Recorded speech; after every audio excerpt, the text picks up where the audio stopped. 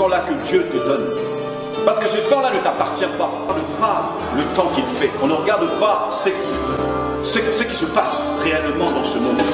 Les chrétiens dorment. Les chrétiens actuellement ne veulent plus agir.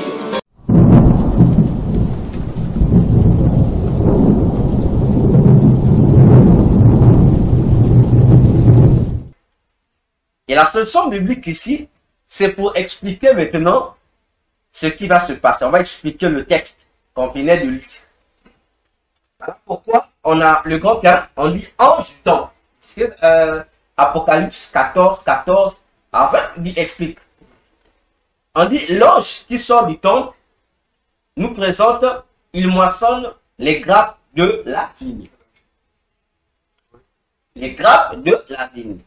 Or, le peuple de Dieu,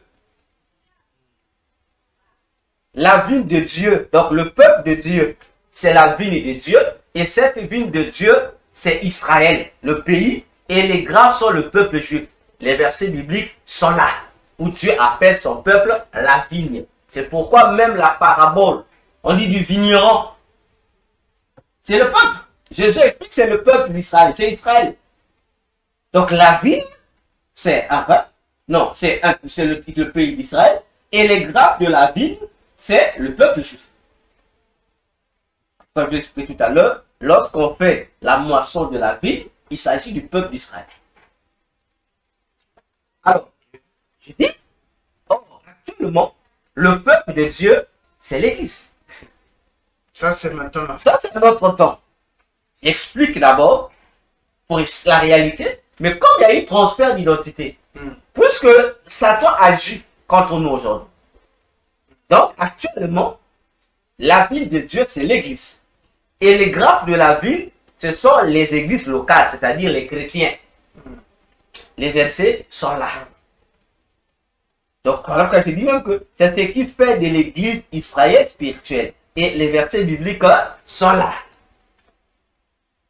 Donc, je pose le décor pour expliquer ce que je venais d'expliquer tout à l'heure. Là, pour voir comment l'Antichrist va maintenant faire de même avec son nouveau peuple qui veut constituer.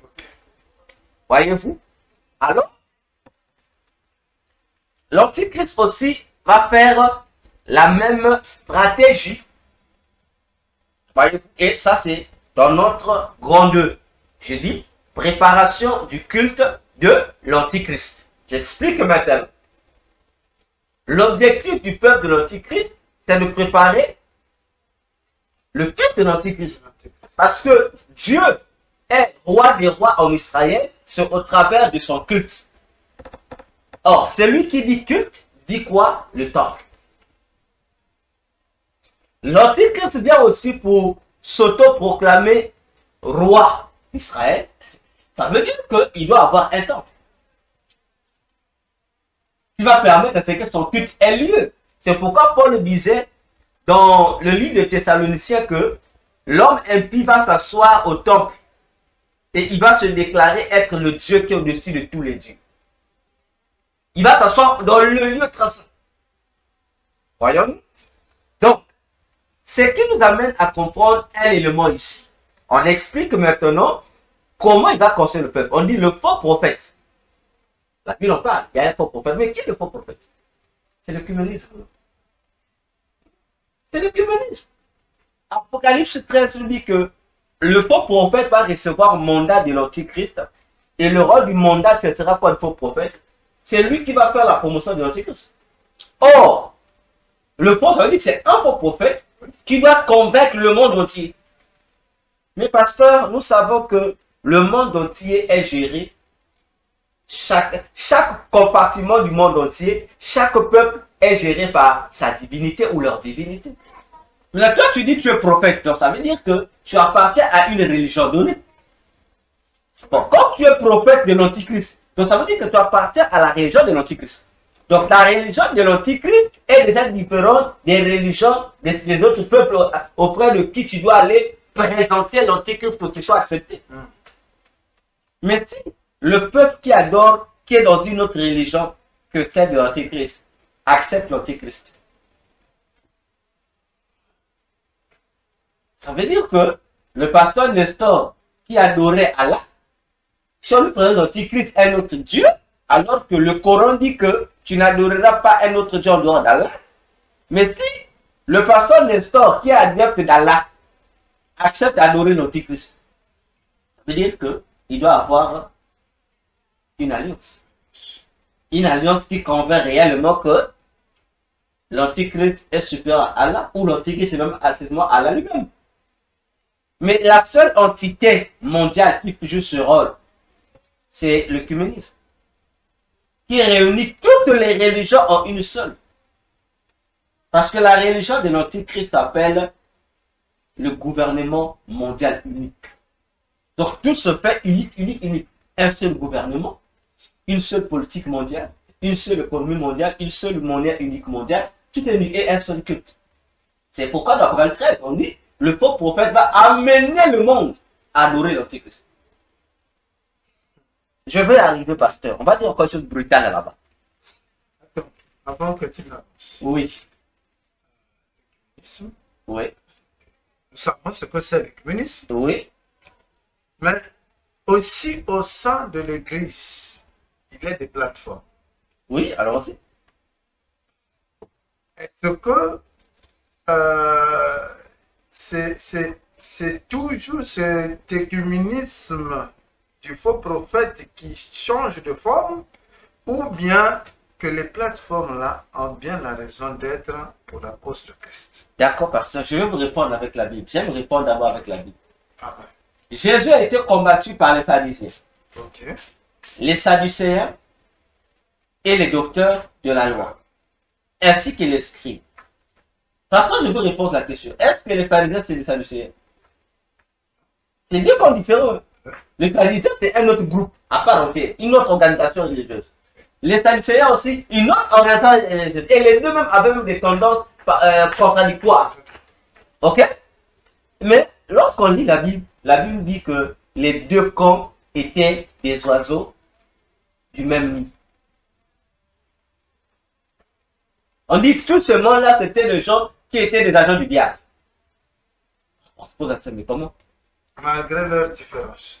Malgré leurs différences, mais les deux étaient des instruments utilisés par des démons. La confusion. Pour dire, l'œcuménisme est une organisation. L'œcuménisme, c'est comme l'ONU, l'Organisation des Nations Unies. Mais au sein de l'ONU, il y a plusieurs départements que l'ONU gère. Combien sont des individus qui sont-ils informés que le FMI n'est qu'un département de l'ONU?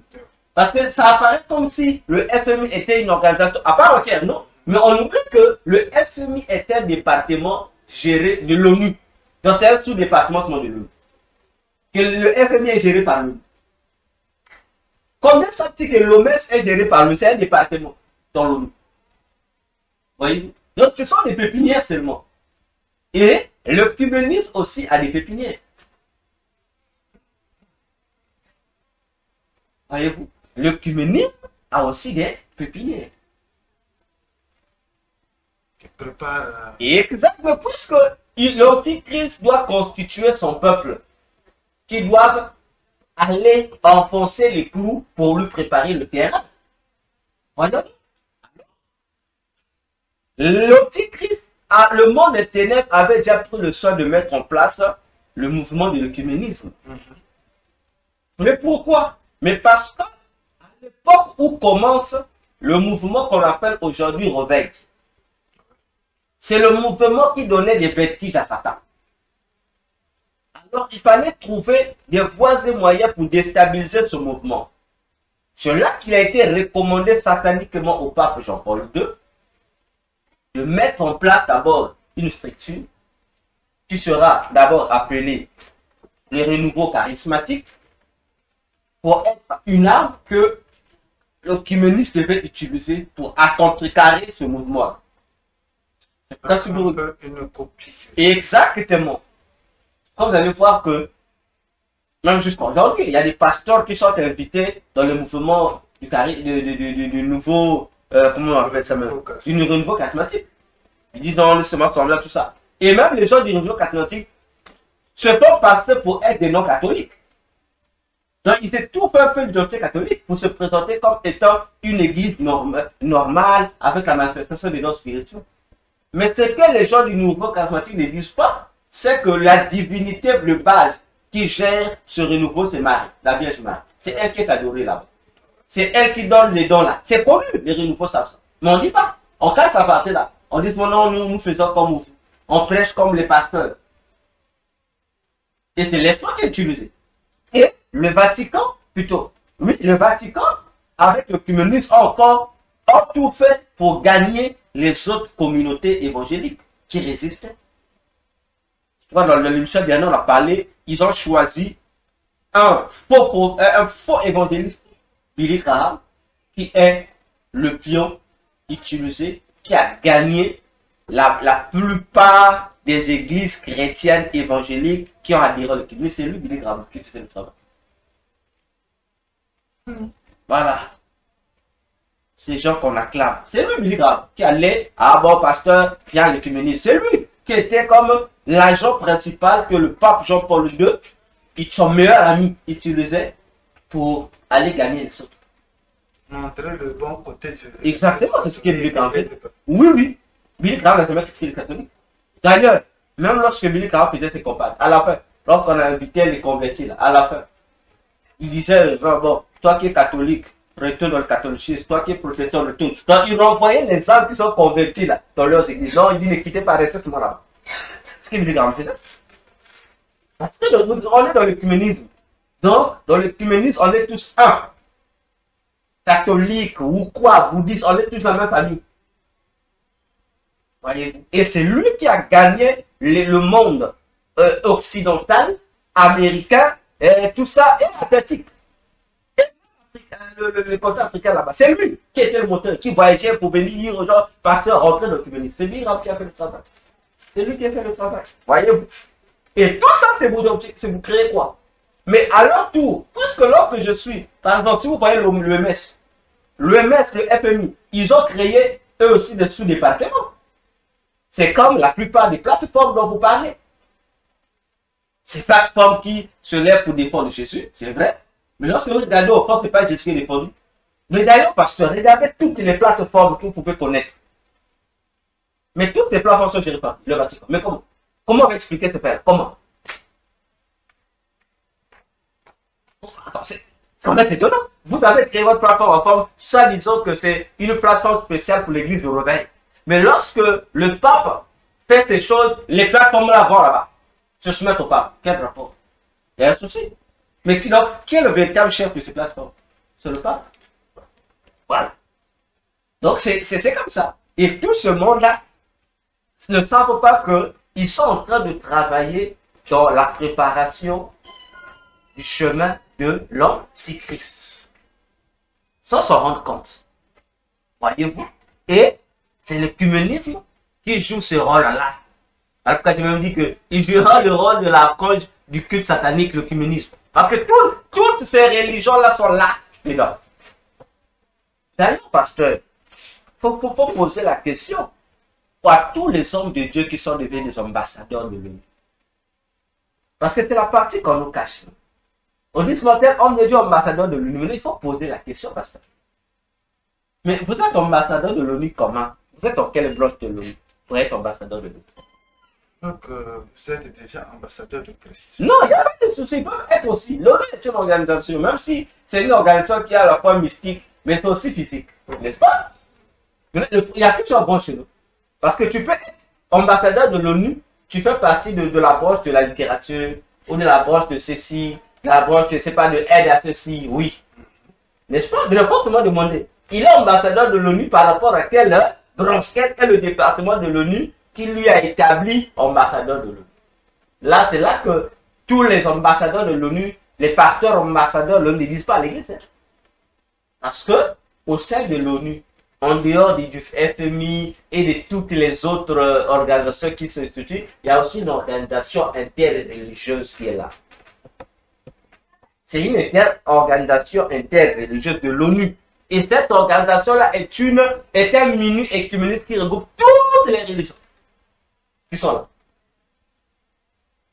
Et lorsque les pasteurs viennent, je suis ambassadeur de l'ONU, c'est cette organisation interreligieuse qui les consacre. Et le président de cette organisation-là, pasteur, ce qui m'énerve, il n'est pas chrétien. C'est un gourou de l'une des sectes de l'hindouisme qui est président de cette organisation. Donc maintenant, comment on va nous expliquer ça?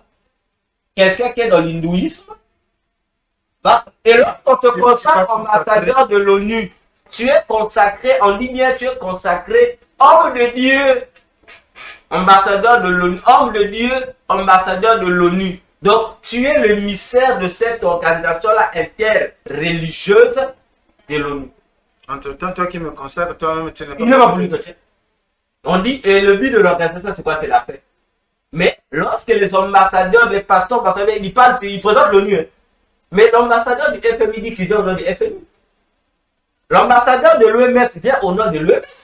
Parce que c'est l'OMS qui a eu à les consacrer aussi. Mais donc, pourquoi nos pasteurs qui sont les ambassadeurs de l'ONU consacrés par cette organisation interreligieuse de l'ONU ne disent pas que nous venons par... Pourquoi ils passent ça?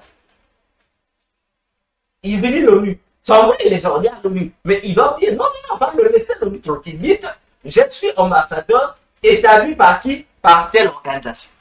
Pourquoi ils ont peur de dévoiler ça? Parce que s'ils disaient à l'église, non, je suis ambassadeur de l'ONU, mais consacré par, je travaille pour le compte de telle organisation interreligieuse qui est dans l'ONU, tout ça, explique-moi l'organisation.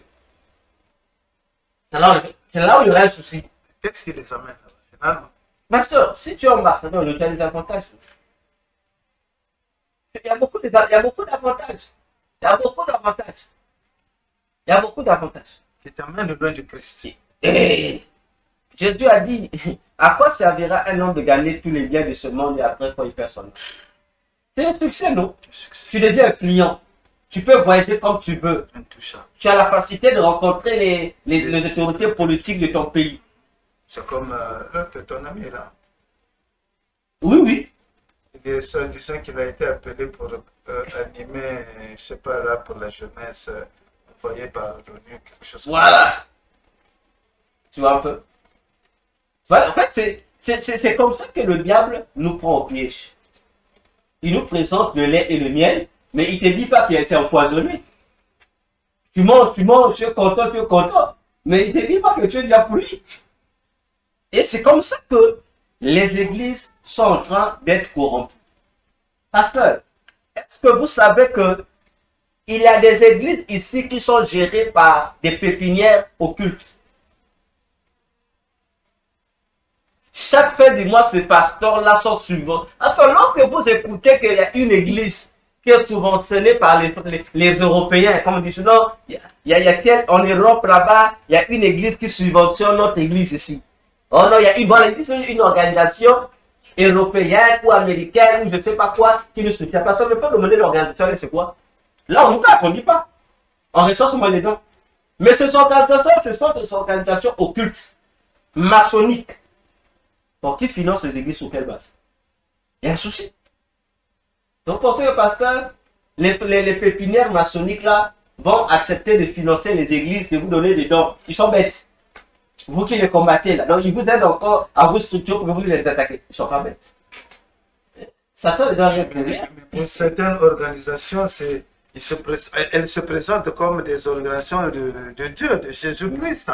Dernièrement, nous aussi, nous sommes églises comme vous, mais vraiment organisées avec beaucoup de richesses et tout ça. Donc, nous avons comme mission de vouloir aider les églises jeunes qui veulent émerger pour que... Pasteur, tout à l'heure, on a évoqué Hérode.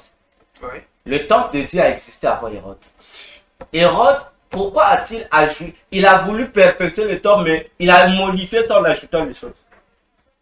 Parce qu'il voulait la faveur des Juifs. Il savait que les Juifs ne pouvaient pas l'accepter comme roi des Juifs. Mais pour montrer qu'il est roi des Juifs, il doit commencer à entretenir le bijou le plus précieux d'Israël. Montrer qu'il est le temple. On va reconstruire le temple. Mais c'est lui qui a mis les moyens à disposition pour que le temple soit reconstruit. Bon, pas construit, soit amélioré et tout ça. Et ça a donné à certains juifs, la plupart des autorités, les juifs de dire oui, c'est lui. Mettons-le le roi des juifs. Et c'est ce que Satan fait. une église qui veut nous soutenir, oui. Mais on va, avant d'abord que nous acceptons le soutien, mais ramenons d'abord, vous êtes l'église. Vous croyez quoi? Présentez-nous votre base doctrinale.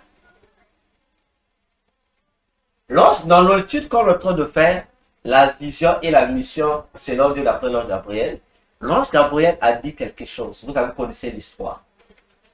L'histoire de Sambala et Tobija. Bien. Mais l'ange Gabriel m'a appris que c'est Tobija, Sambala qui combattaient le peuple là. C'était des Syriens, des Assyriens. Et qu'est-ce qui a fait que ces Assyriens utilisent les Moabites, tout ça, pour combattre, pour empêcher la construction du second temple? C'est parce que ces Assyriens-là ont apporté des soi-disant dons, leur contribution, pour dire nous aussi on veut investir pour la reconstruction du temple de votre Dieu. Les Juifs ont dit non. Vous êtes des impurs, on ne prend pas vos dons, on va construire ça avec les moyens que nous avons. Ils sont dit, ah, quand vous refusez notre contribution, ils ont commencé à faire la guerre. Vous imaginez? Mais eux, ils savaient que le Dieu des Assyriens n'était pas le Dieu d'Israël. Mais s'ils apportaient, ils n'étaient pas dans le bon sens. En fait, il y avait derrière une mauvaise intention. Parce que justement, moi, je me suis aidé. Donc, j'ai aussi un droit de veto. Israël a compris, ils ont dit non. Maintenant, nous aujourd'hui, on accepte. C'est que vous intéresse cette église aujourd'hui. On dit c'est le soutien. On dit, ah, tu as touché les corbeaux pour nourrir Élie. Donc, on prend même des prétextes inutiles qui n'ont rien à voir.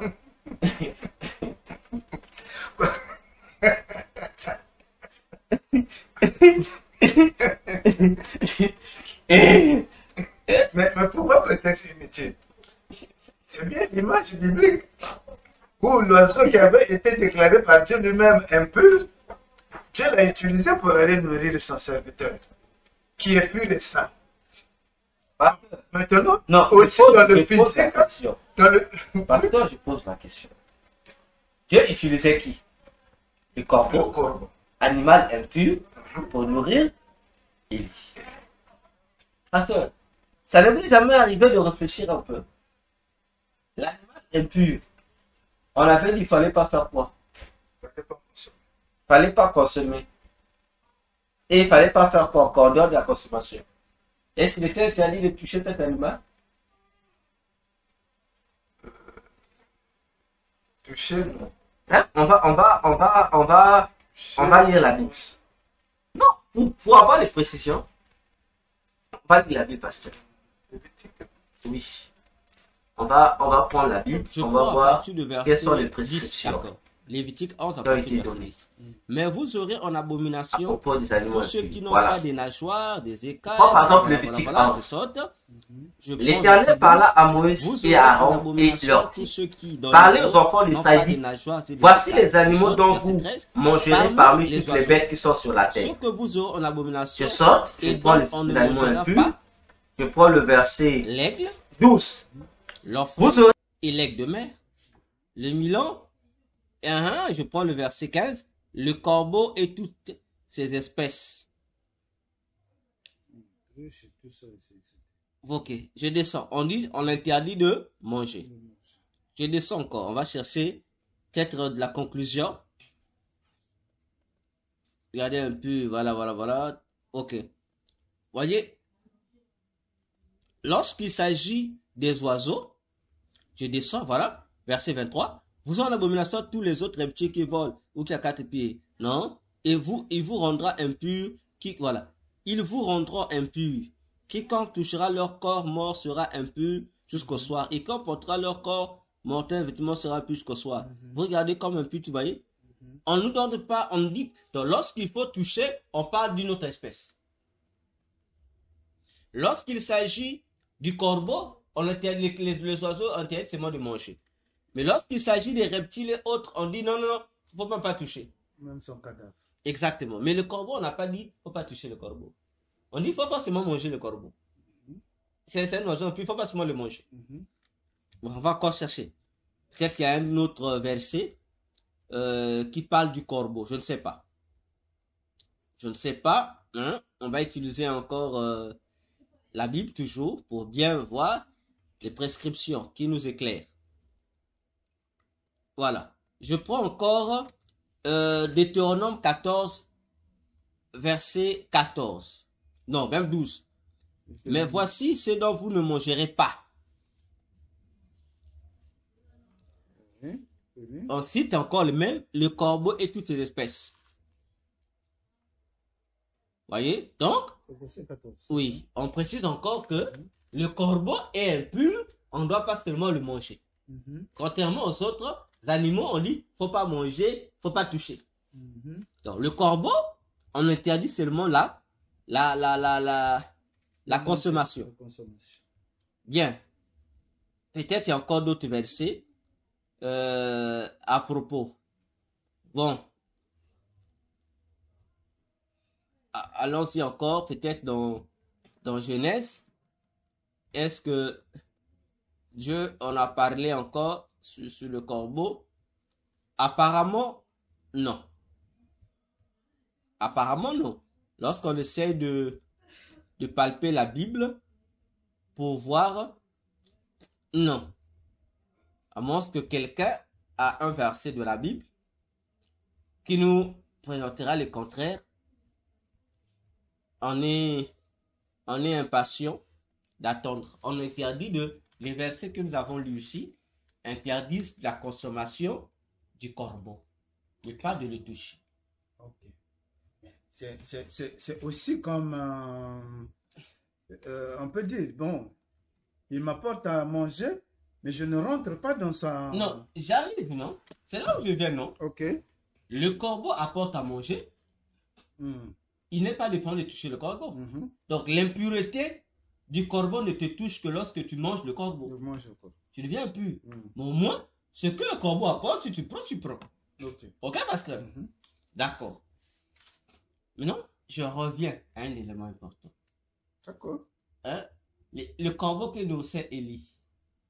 Ecclésiaste nous a expliqué ça. On dit que Dieu se sert de l'argent, des biens des païens pour enrichir son peuple. Et d'accord, non, pasteur? Maintenant, on va poser la question simple. Parce que Dieu que nous servons, il est un Dieu de principe. Dans ce monde où nous sommes, pasteur, il y a ce qu'on appelle des richesses normales, il y a des richesses injustes. Non, même pas juste. Pas juste, c'est trop. Mettons pourri. D'accord. Ok? Donc, un païen ou un sataniste peut avoir un travail correct qui n'est pas le fruit d'un sacrifice donné. C'est un travail correct qui n'a rien à voir avec l'occultisme. Il est pour lui homme d'affaires normal. Il fait ses affaires. Il prend l'argent de ses affaires. L'argent propre, voilà le terme que je cherchais. L'argent propre, il peut partager à quelqu'un. C'est la chose de son propre. Mais s'il prend l'argent sale, cet argent tu m'as dit, lui-même qui donne, il est conscient. Il sait que l'argent qu'il te donne là, c'est un argent, c'est pas l'argent propre, c'est un argent démoniaque. Et s'il te donne ça, le problème, c'est qu'il te vend. Il ne te donne pas ça comme s'il te donnait son argent normal. Non. Mais il te vend parce que l'argent sale ou l'argent démonisé a un objectif. C'est lui qui reçoit ça. Donc, lorsque tu reçois ça, on t'a volé. Donc, on t'a vendu. Donc, tu as été acheté. Il y a où quelque chose au-dedans de toi a été acheté. C'est pourquoi cet argent ne peut pas servir à la contribution du temple de Dieu. Ça ne peut pas servir. Parce qu'ils avaient la connaissance de ça. Exactement. C'est ça la différence. Chez nous, par exemple, comme on l'a dit, on s'appuie sur le texte de Élie. On s'appuie sur le texte d'Élie qui avait été donc d'un roi, qui a été nourri par le corbeau. Oui. Ok. On se dit donc aussi, nous pouvons recevoir de l'aide. C'est un pasteur qui est passé là à l'église qui en a parlé. Dieu enverrait des corbeaux pour vous aider dans la Oui, mais il faut comprendre le contexte. Le corbeau, Dieu ne peut pas envoyer un corbeau nous nourrir avec la nourriture sale. Ah oui, on dit le corbeau apportait à Élie chaque matin, Un gâteau. chaque soir, il y avait la viande Mhm. et le gâteau, je pense, si on a bonne mémoire. Il était nourri par les corbeaux, je pense. On va examiner les Écritures. On va prendre un roi. Oui, après la fuite, je pense, dans la famille. Un roi 17. On dit que j'ai ordonné, à partir du verset 1 roi 17, à partir du verset 4. J'ai ordonné au corbeau de te nourrir. Les corbeaux lui apportaient du pain et de la viande le matin, du pain et de la viande le soir, et il buvait de l'eau du torrent. Pasteur, ce sont les corbeaux qui apportaient du pain et de la viande. Et Élie mangeait. Je pose la question, pasteur. On n'a pas dit que Élie préparait. Non. Élie, les corbeaux déposent, Élie mangeait. Donc, déjà, oui. Voilà. Donc, c'est un pain déjà cuit. C'est une viande déjà cuite. On apportait à Élie une outil déjà préparée. Il était là, Élie mangeait matin, soir. Mhm. Ok, pasteur? Et voilà, Donc, ce n'est pas le corbeau tu préparais. qui prépare. Donc, en un mot, l'élément ne venait pas du corbeau. Il va prendre quelque part. Le corbeau a été choisi comme transporteur seulement. Dieu a prévu de nourrir Élie et le corbeau devient le nourricier. Mais la nourriture s'est préparée par Dieu lui-même. Il dit, allez prendre là-bas. Allez prendre là-bas. Et le corbeau a mené. Et on va le démontrer avec la Bible encore. Il y a eu plus tard, lorsqu'il va fuir devant Jézabel. À la place de corbeau, Dieu a envoyé un ange maintenant, qui est venu préparer pour Élie, et qui lui a nourri. Et l'ange a préparé, a mis le feu à préparer, il dit, Élie, revêt ton manche. Voyez? Oui. Ce qui s'est passé avec le corbeau, c'est la même chose que les anges ont repris. C'est Dieu qui ordonne. Voyons-nous, pasteur. Maintenant, on va encore aller très loin. Alors, pasteur, je vais vous faire rire. Ça veut dire que, on est d'accord que la nourriture que le corbeau apportait, ce n'était pas la nourriture du corbeau. Non, ce n'était pas la nourriture du corbeau. Non. Pour dire que c'était pour le corbeau lui-même, bon, il partage, mais non. On lui demande le corbeau de prendre, de venir donner à Élie. C'est pas pour le corbeau. Donc, ça veut déjà dire que prendre ce prétexte-là pour justifier l'acceptation de l'argent sale, ça n'a rien à voir. Ok, pasteur? Pourquoi? Alors, qui nourrit le corbeau? Dieu. Ok. Mais si c'est Dieu qui nourrit le corbeau, ça veut dire que ce qu'Élie mangeait ne provenait pas du corbeau, ça provenait de Dieu. C'est lui qui ordonne le corbeau. Pasteur, vous avez déjà lu Matthieu 6, 33. Jésus dit dans Matthieu, les oiseaux du ciel. Parce que vous savez que les oiseaux du ciel ont une identification. Vous savez? Les oiseaux du ciel là, où Matthieu n'a pas d'identification. Mais un autre évangéliste nous a donné l'identification de ces oiseaux-là. Ça vous le savez? Où on lit les Écritures. C'est clair encore Ok. ma lanterne. Non, prenez votre Matthieu. Prenez votre Matthieu. Matthieu 6. Prenez Matthieu 6. Oui. À partir du verset 30. Prenez pourquoi à partir du verset 30. Matthieu 6. Oui, à partir du verset 30, là où il parle des corbeaux. Nous lisons au nom du Nous Seigneur. bénissons le Seigneur. Si Dieu revêt ainsi l'air, Mhm. commence par là. Non, sautez. Prenez directement là où il parle des oiseaux. Je crois que c'est en bas, je pense. Serait jeté au four, il ne détruit pas le fort machin, c'est lui qui était derrière pour manger le corps du pétard, et chercher premièrement. Non, il faut remonter. Donc c'est avant l'herbe. Donc c'est sûrement c'est avant l'herbe. Regardez, le verset 26. Oui, ok. Matthieu 6, verset 26. Oui. Regardez les oiseaux du ciel. Uh-huh. Ils ne sèment ni ne moissonnent. Ok.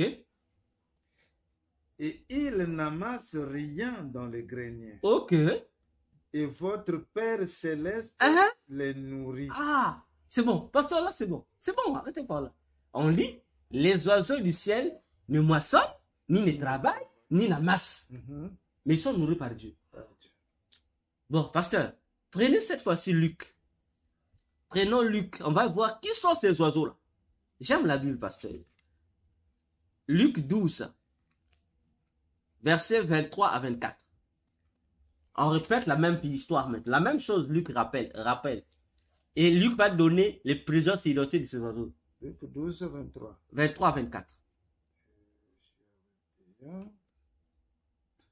Ok, nous lisons au nom de Jésus. Nous bénissons le Seigneur. La vie est plus que la nourriture, et le corps plus que le vêtement. Verset 24.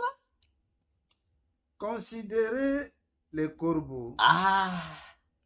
Continue, pasteur. Ils ne sèment ni ne moissonnent.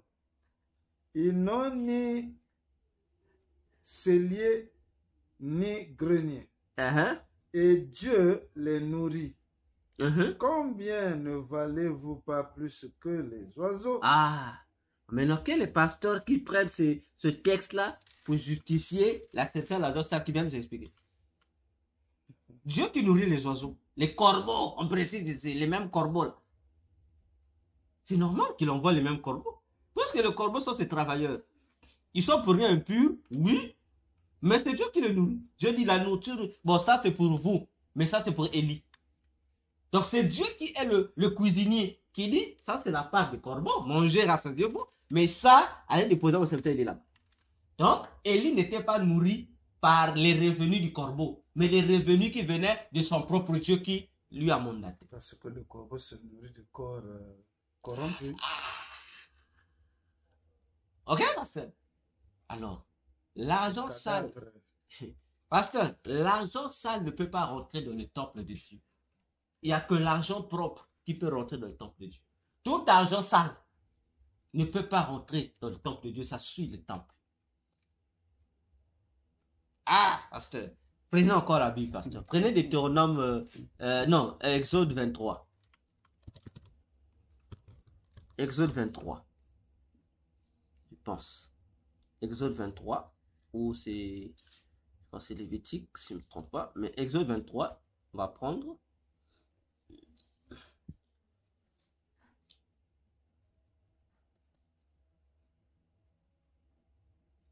Ouais, non, Deutéronome 23, verset 18. Deutéronome 23. Oui, Deutéronome 23, verset 18. Parce qu'il faut qu'on explique au peuple, le peuple comprenne les choses. Verset 18. Disons au nom de Jésus. Nous bénissons le Seigneur. Amen.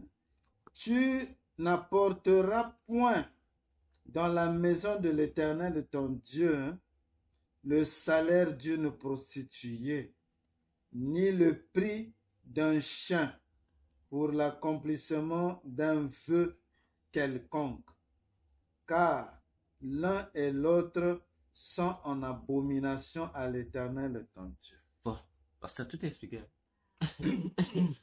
Le salaire d'une prostituée, c'est la salaire.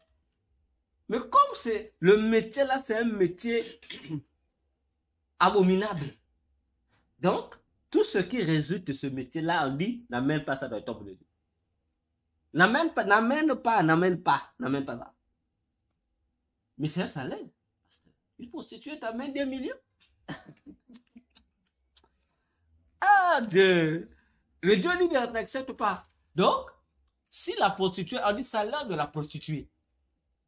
On dit ça parce qu'on sait le métier de la prostituée. Donc, on dit non. Il faut que ça soit dans un métier qui ne relève pas de sa prostitution. On dit, ah, ça c'est un métier. Ok. Mais tant que c'est lié à l'abominable là-bas, on dit non. Mais les occultistes, les organismes maçonniques, pasteur, mais sont plus dangereux que la prostitution.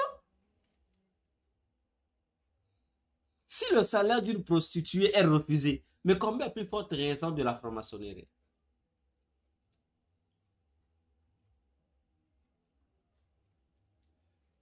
Mais la prostituée peut avoir un commerce. Mais si elle a financé ce commerce-là avec son salaire. Son travail est toujours pourri. Parce que ton produit ne doit pas résulter de de l'activité abominable. Parce que c'est toujours l'activité abominable qui continue. C'est comme nous sommes en train de dire.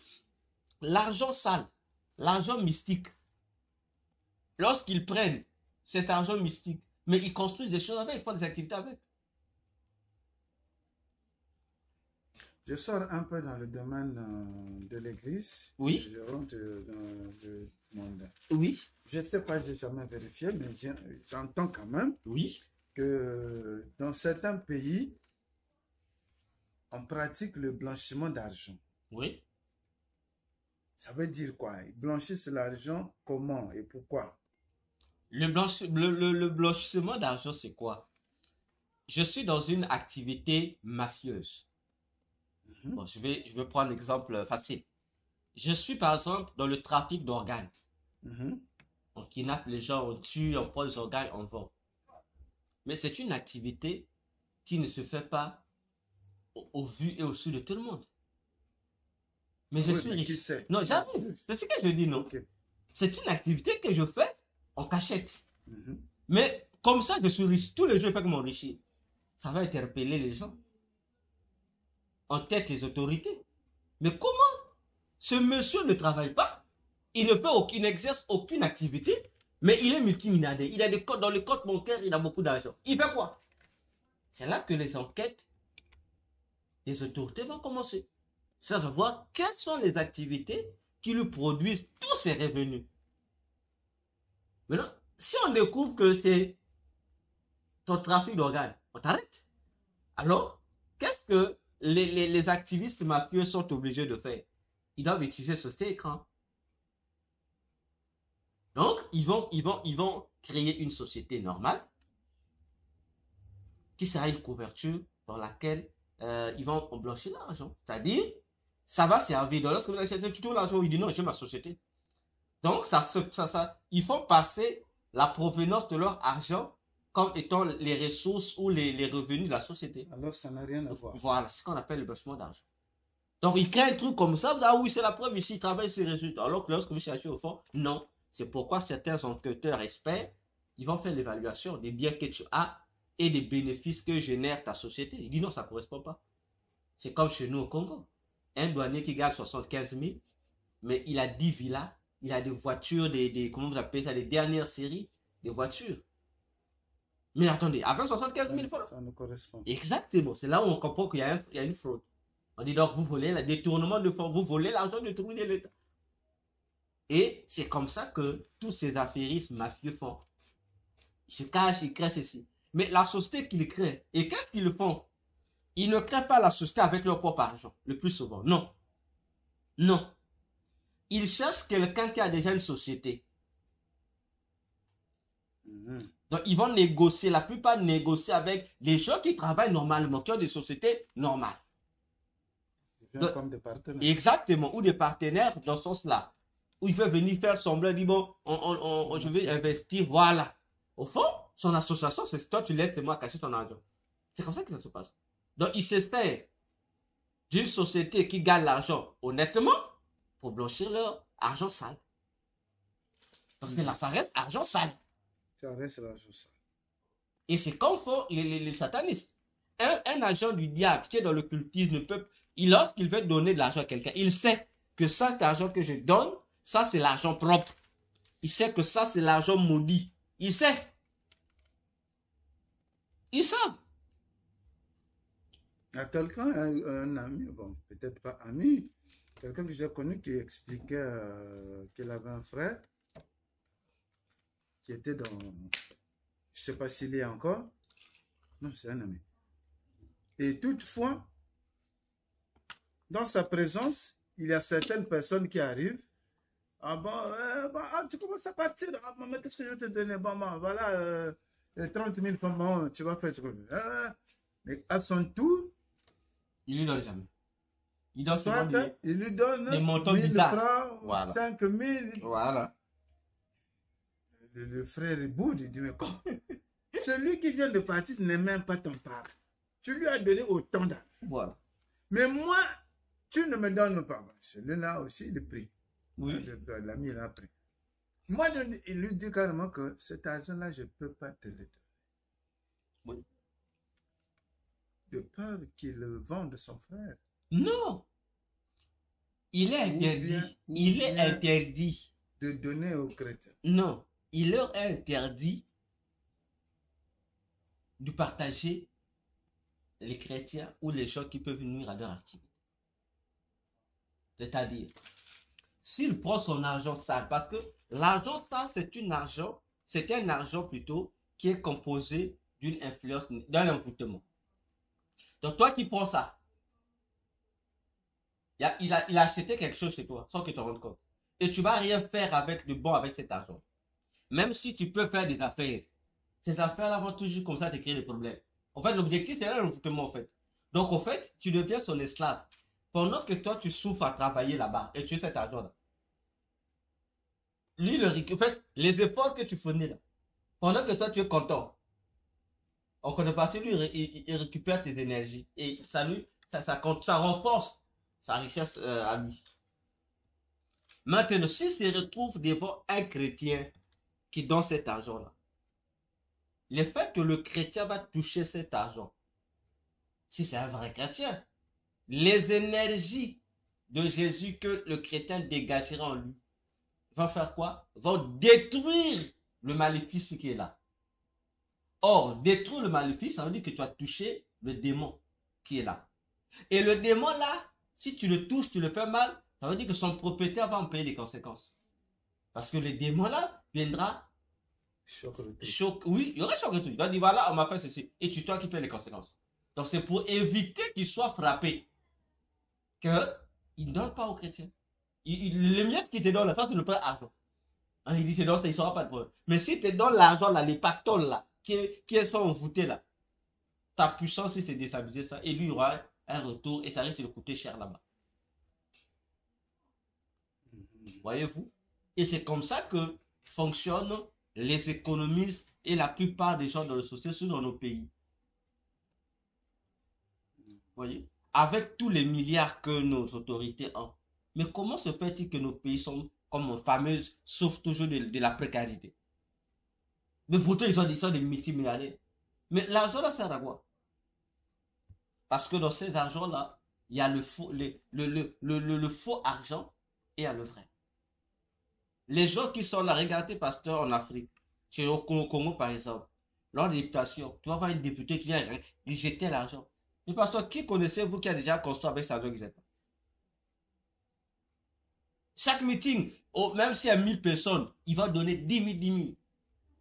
Mais parce que ce sont des argents sales. Donc, même eux-mêmes. Ils sont conscients. Il suffit qu'on enlève un ministre qui n'est plus ministre. Voilà. Les jours qui suivent, il devient pauvre. Exactement. Mais comment ça? Alors qu'il était multimilliardaire. Mais quelques jours seulement, il devient pauvre. Mais où est passé tout l'argent? C'est comme ça. Comme nous disons que l'argent sale ne peut pas contribuer dans l'œuvre de Dieu. C'est pourquoi les églises ne se rendent pas compte que, en acceptant l'argent sale de ces organisations, ils se font parrainer. Dans le communisme, on se rend compte, en fait. Ils ne se rendent pas compte. Ils ne se rendent pas compte. Et c'est un danger. Parce que eux, ils vous donnent leur argent. Vous avez pris. Mais la nuit, ils vous attaquent. En fait, cet argent-là devient comme un piège pour vous affaiblir spirituellement. Donc c'est une manière de... En fait, il vous étouffe, en fait. Vous ne vous rendez pas compte. Ouais. Vous n'allez pas vous rendre compte. Vous dites, ah oui, non, on ne soutient pas tant organisme. Vous êtes content. Mais spirituellement, vous avez avec vous l'argent de la prostituée.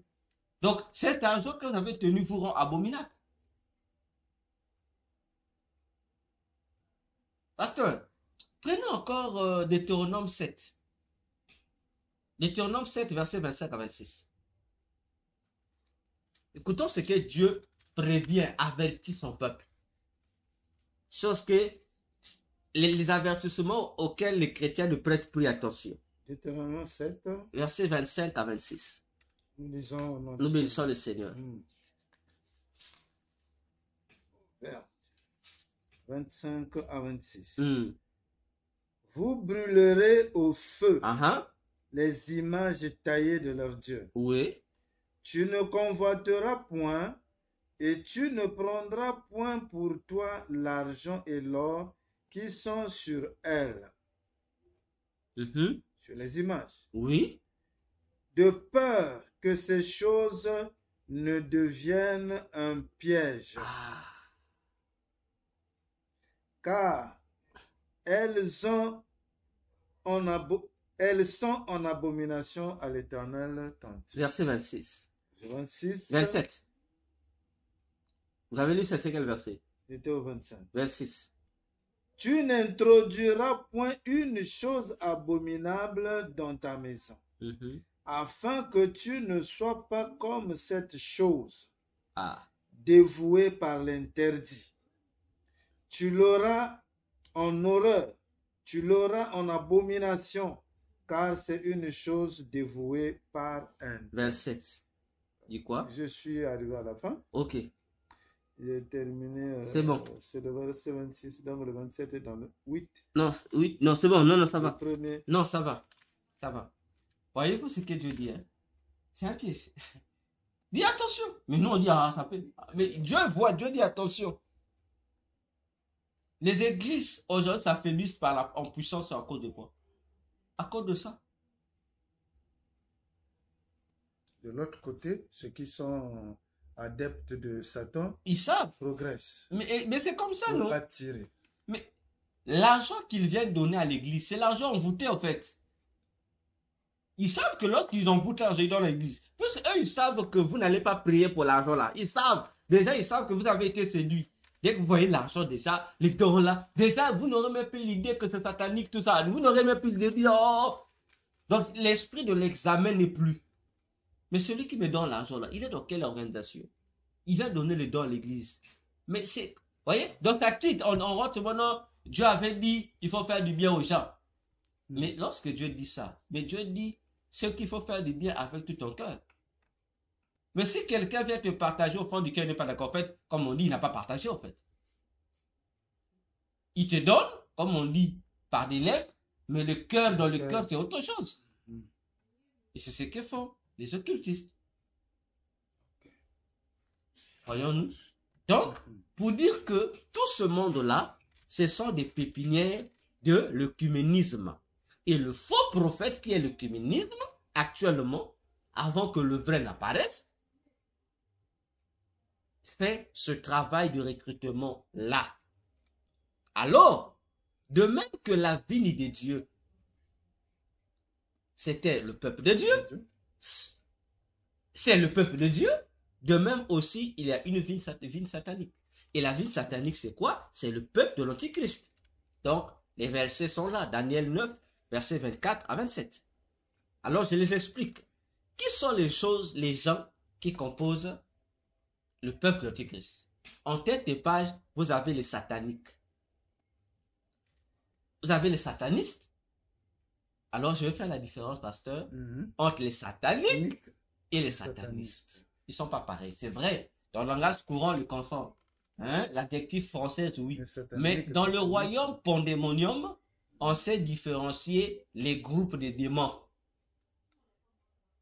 Dans le monde satanique, lorsqu'on parle de satanique, il s'agit des anges déchus.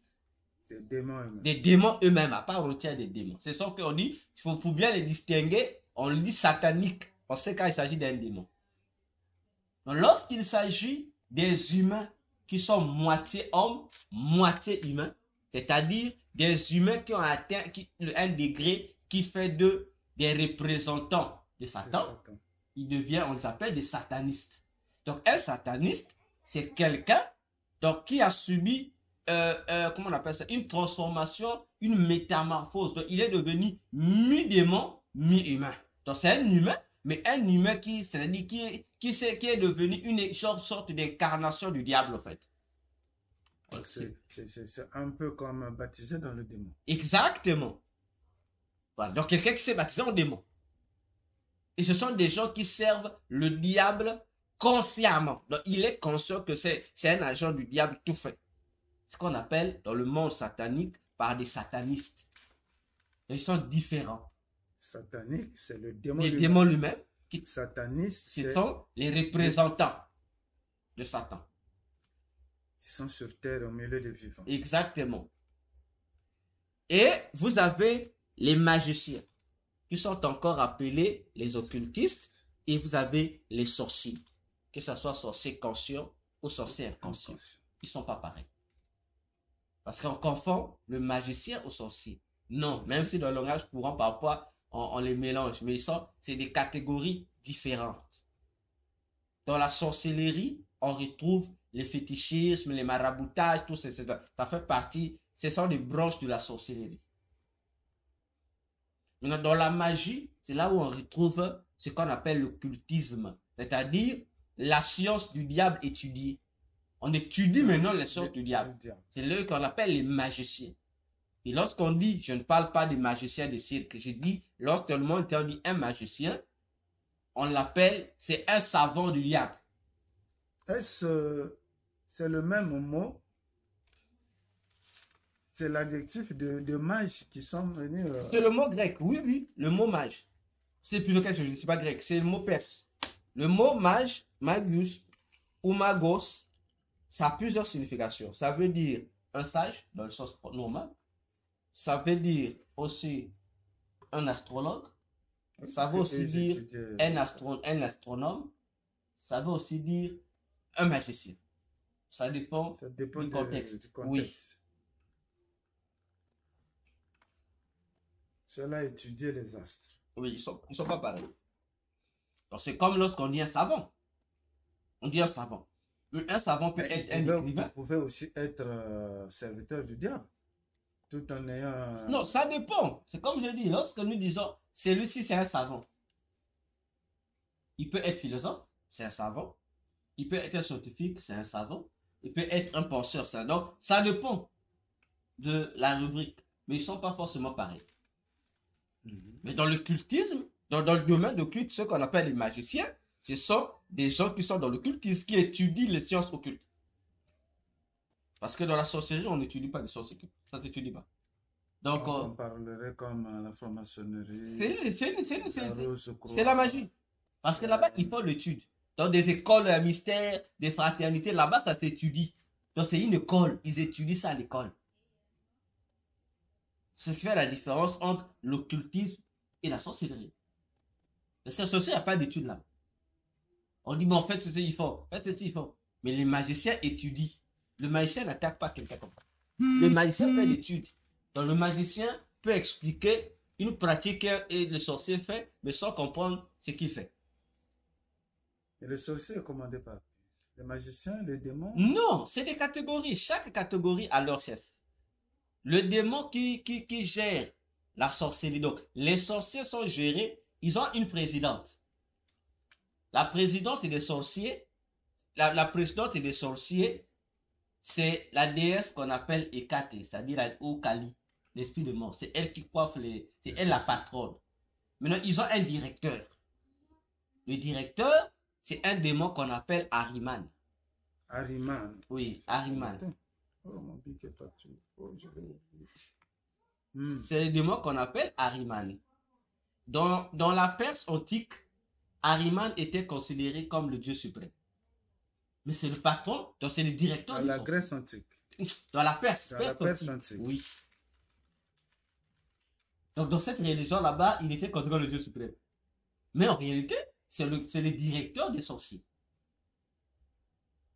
C'est le directeur des sorciers.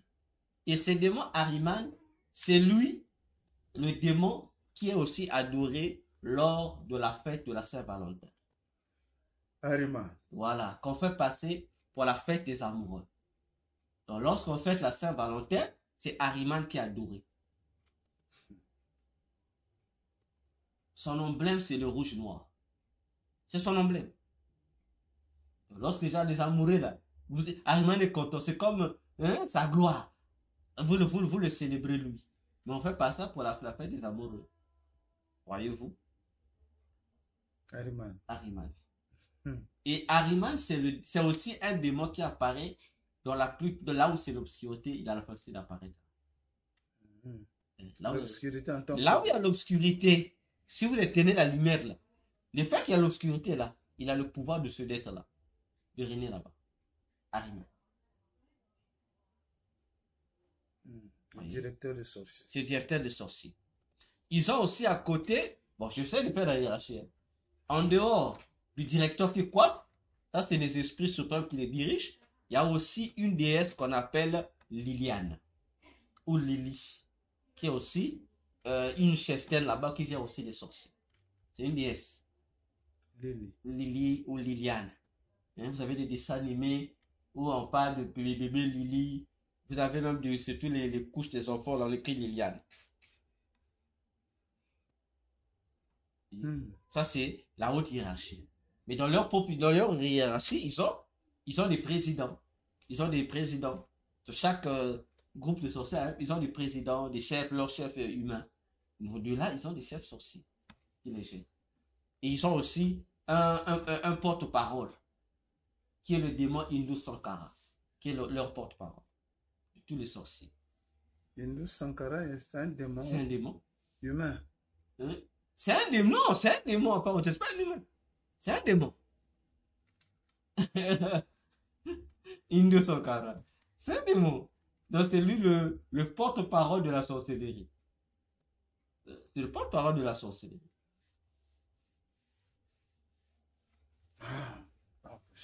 Voilà. Et l'Angleterre est le siège mondial de la sorcellerie. Ça, je vous avais déjà dit ça.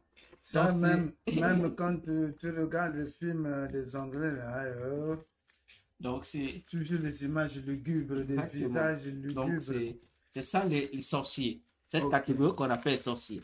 Donc toute la hiérarchie du diable est gérée ici. C'est ici.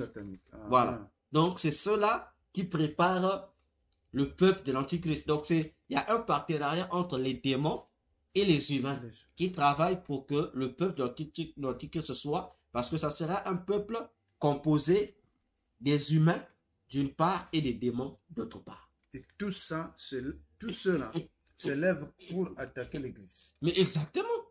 Mais ils existent pour attaquer l'église. Parce que les premiers esprits qui combattent l'église, ce sont les esprits qu'on appelle les gardiens de la barrière cosmique.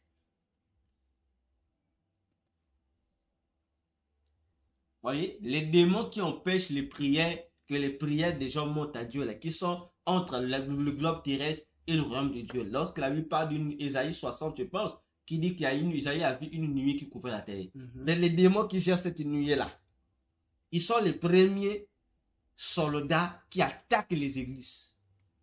Et ils sont gérés, leur maître, c'est un démon serpentaire qu'on appelle Capitaine Flamme.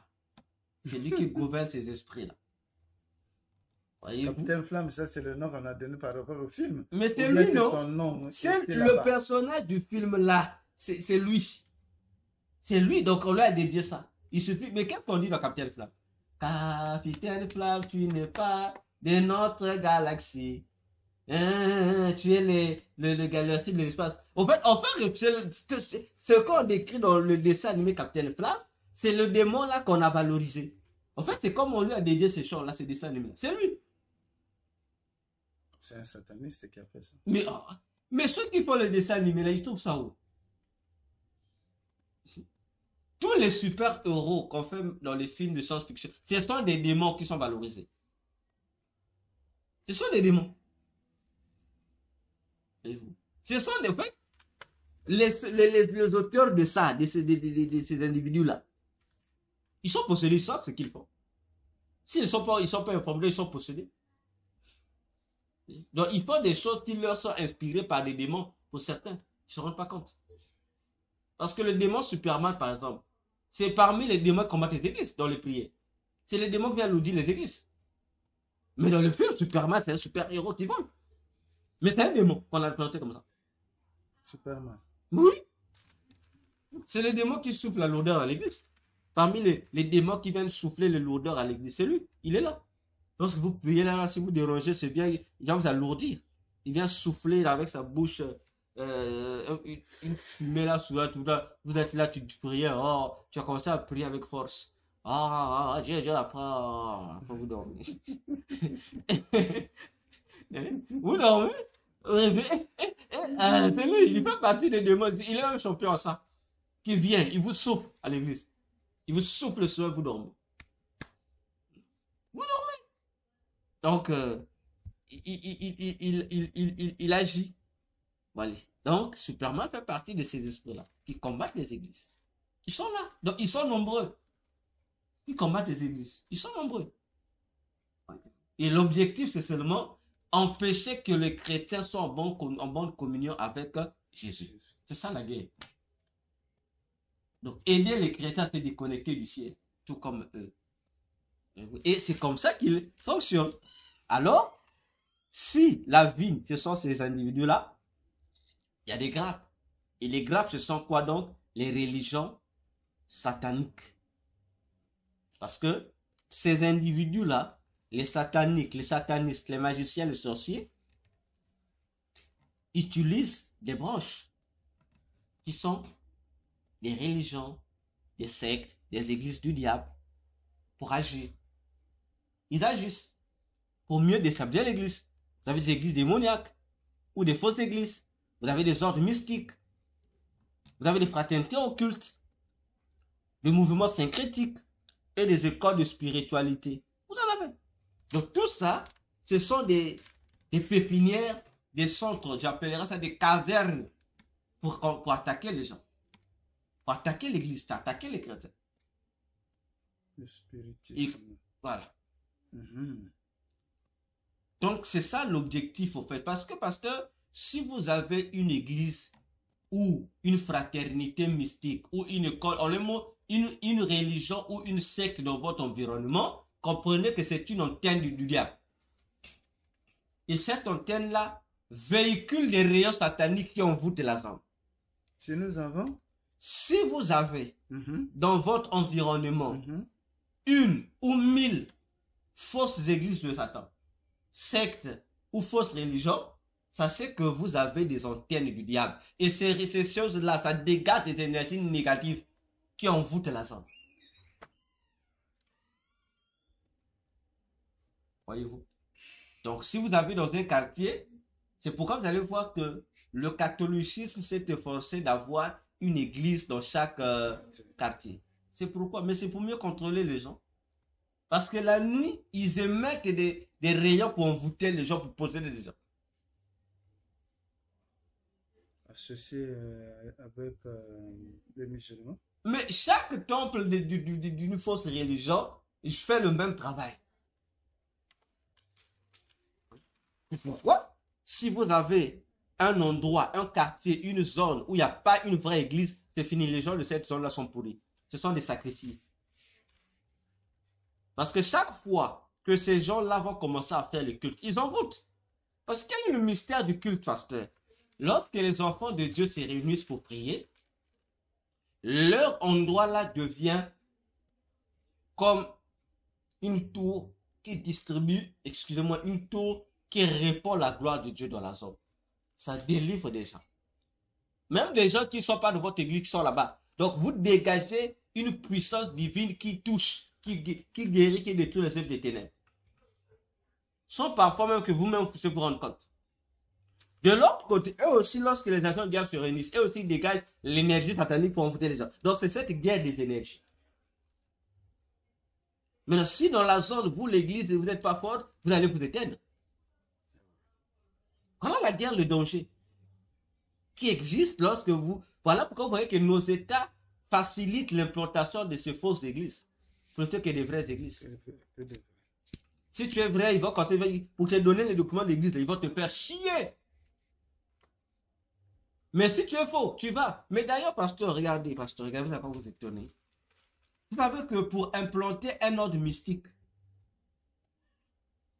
il faut démontrer, donc, parmi les choses qu'on demande, c'est de faire un spectacle devant le préfet, puisque c'est la préfecture qui délivre, non? Vous devez faire, si vous dites non, je viens implanter une école mystique, vous devez faire une démonstration devant le préfet. Vous le faites, vous ça claque. Après, on vous donne le document. Bon. Vous voyez comment ils jouent avec nous? Je te encourage parce qu'ils sont conscients. Mais dans le monde de Satan, il n'y a pas de nom. Surtout que si c'est pour la gloire du diable, tu es obligé de dire oui. Voyez-vous. Donc c'est comme ça que l'église est attaquée. Et tout ça, c'est pas pour les païens. C'est pour attaquer seulement les églises. Les enfants de Dieu. Exactement. Parce que nous sommes leurs ennemis jurés. Parce que nous dérangeons leur plan. Et aussi en contrepartie, ils sont s'évertués à nous déstabiliser, à nous nuire. Donc en fait, étouffer notre feu. Faire que nous soyons impuissants. Et si nous sommes impuissants, ils sont tranquilles. Donc, ils nous considèrent inutiles. Donc, nous ne sommes plus dangereux à leurs yeux. En ce moment-là, le Saint-Esprit fait quoi? Mais tu l'éteins. Ce qui fait du chrétien puissant, c'est l'esprit qu'il a. Parce que c'est le Saint-Esprit qui est comme le dépôt de ta puissance. Mais si tu deviens impuissant, ça veut dire que ton esprit n'est plus en toi. Parce que tu commences d'abord par l'étouffer. Et si tu insistes, tu l'éteins. Il n'est plus en toi, le Saint-Esprit n'est plus en toi. Donc ça veut dire que tu n'as plus d'onction. Tu deviens tonneau vide. Et là, les démons peuvent jouer avec toi. Vous allez voir, il y a des chrétiens, ou même des hommes de Dieu. Il ne prie plus. Il amène le langage. Oh, moi lorsque je priais, mais qu'est-ce qu'il a empêché de prier? Pourtant tu es toujours chrétien. Parce que il a été vidé de son énergie. Donc il est devenu cadavre. Et la Bible dit c'est un mort spirituel. Spirituellement, il est mort. Et il est impuissant. Même lorsqu'il parle, le démon se dit même quoi. Le démon dit, regarde-moi ce type-là. Donc ce sont ces genres de réalités.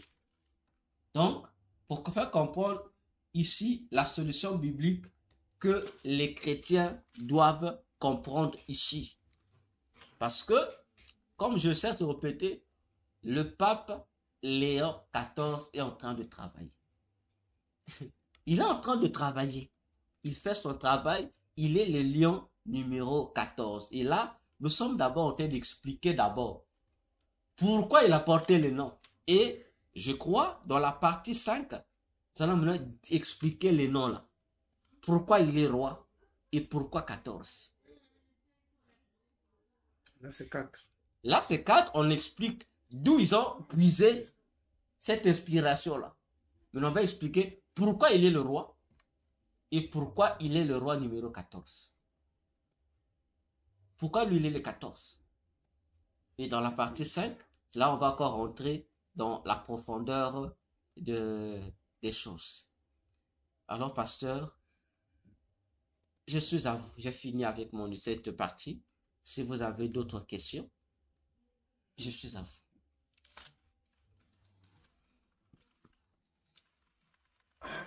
Bon, oui, j'ai une préoccupation. Oui.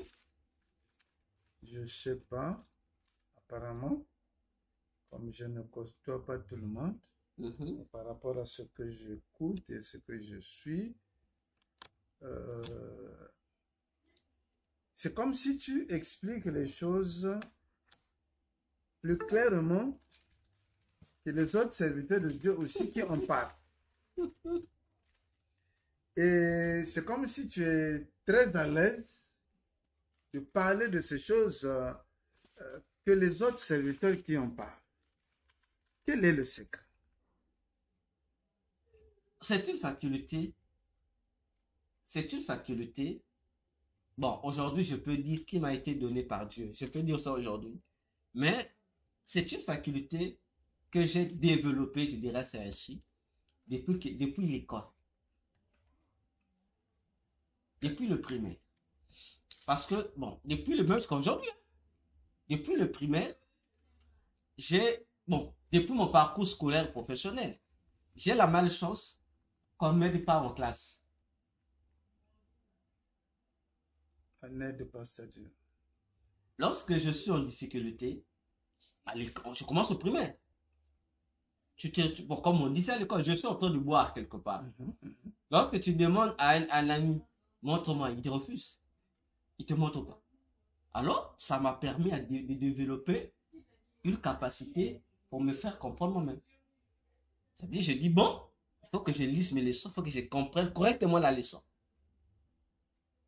Je me suis dit, bon, pour mieux comprendre ma leçon, je lis la leçon, et je dois expliquer ça aux enfants de 4 ans, donc entre 4 ans et 5 ans. La leçon que j'ai lue là, il faut que j'explique ça aux enfants de 4 ans ou 5 ans. Voyez-vous, parce que donc, si j'ai réussi à reformuler mon cours au niveau de ces enfants-là, ça veut dire même 1000 ans après, je peux plus oublier le cours. Je sais pas si vous me comprenez. Je prends une leçon. Je prends la leçon qui a été faite. Je dis, bon, j'ai fait ça partout, hein. Même après le bac dans l'école supérieure, c'est ce que j'ai fait. Je prends la leçon au niveau là. J'ai dit, je dois être capable d'expliquer ça aux enfants de ce bas âge-là. Et leur faire comprendre la leçon là. Ce sont des exercices que je me suis fait. Et ça m'a facilité. Ça m'a donné cette attitude-là. Et étant donné que j'ai commencé à être encadreur dans les matières littéraires depuis la classe de 3e, j'encadrais ceux qui étaient de la 6e, 5e, 4e. Jusqu'à aujourd'hui. Voilà. Bon, lorsque je suis arrivé au lycée, on a découvert une nouvelle matière, la philosophie. Et ça m'a permis de me construire ainsi. Parce que surtout en philosophie, on nous a fait chier par les professeurs, les profs de philo, qui m'ont fait comprendre que la philosophie, c'est difficile à comprendre. Mais en fin de compte, avec mes mêmes tactiques, j'ai fini par comprendre, non. Et c'est la tactique que j'utilise partout. Et lorsque le Seigneur m'a pris, m'a mené dans son champ, j'ai continué à utiliser les mêmes stratégies. Et ça me donne cette aisance-là d'expliquer la chose qui est difficile, mais avec des termes simples, faciles à la compréhension de tous. Tout comme aussi, vous pouvez prier pour demander au Seigneur en tant que prédicateur qu'il vous donne cette faculté-là. Oui, mais la Bible ne donne pas assez de détails par rapport au monde de ténèbres, leur composition et tout ça, ce qui s'ensuit. Et aussi, peut-être dans quelques passages bibliques, oui, mais la façon d'agir des démons ne donne pas tous ces détails-là. Non, mais là intervient une autre faculté. C'est que il y a le domaine de la connaissance. Et lorsque je parle du domaine de la connaissance, ça nous ramène à plusieurs éléments. Ça nous ramène à la prophétie. Ça nous ramène à la révélation. Ça nous ramène à l'esprit de recherche. Et ça nous ramène à la doctrine, c'est-à-dire à la méditation constante et permanente de la parole de Dieu. Il y a une phrase que j'ai l'habitude de répéter. La Bible a tout dit, mais la Bible n'a pas tout dit. La Bible parle de ce monde des démons-là, la Bible parle. L'organisation des ténèbres, la Bible en parle. La Bible en parle. Il y a des versets où lorsque vous lisez, vous avez facilité de comprendre. Il y a des versets où vous lisez, vous ne pouvez pas comprendre ça. Ok? Mais c'est lui qui a eu la bonne chance ou la malchance d'être dans le monde occulte.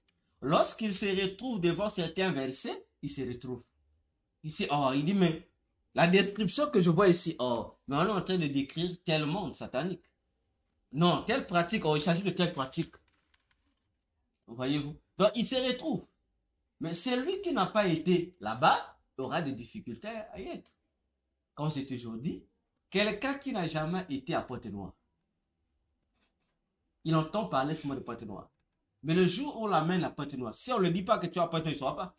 Mais c'est lui qui était à Pointe-Noire. Vous l'amenez, peu importe le quartier, il dit, nous sommes à Pointe-Noire, ça c'est tel quartier. Parce que il a déjà une connaissance acquise de la chose. Et là, chaque fois qu'il se voit la chose, ça lui fait que des rappels. Oui. Ta conversion, je vais utiliser le mot. Oui, allez-y. Semble-t-il.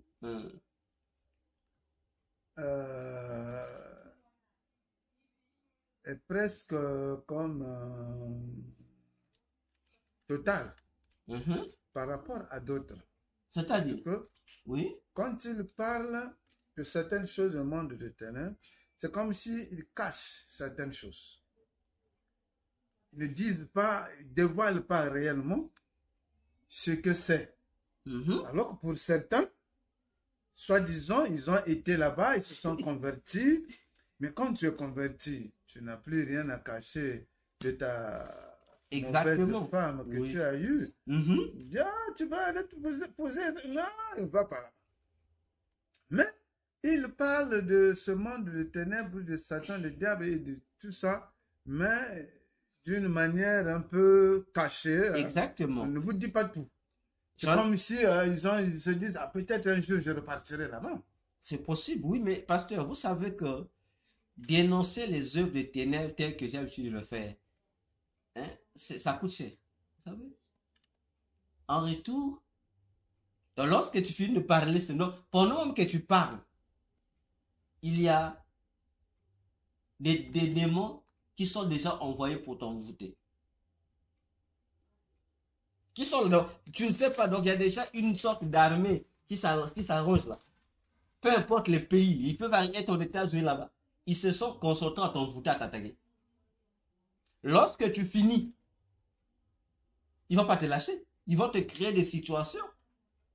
Alors, certains ex-satanistes connaissant ça, ils sont obligés d'utiliser ces voies-là. Ils parlent, mais ils ne parlent pas bien. Il y a d'autres qui sont courageux, ils disent, bon, je ne veux pas rentrer en profondeur, moi j'évite ça. Ils savent quelles sont les retombées. À ce moment-là, tu joues double jeu. Exactement. Et il y a d'autres qui ont peur des représailles physiques. Aujourd'hui, on parle du tribunal. Tu pars, tu dénonces, on va t'attraper.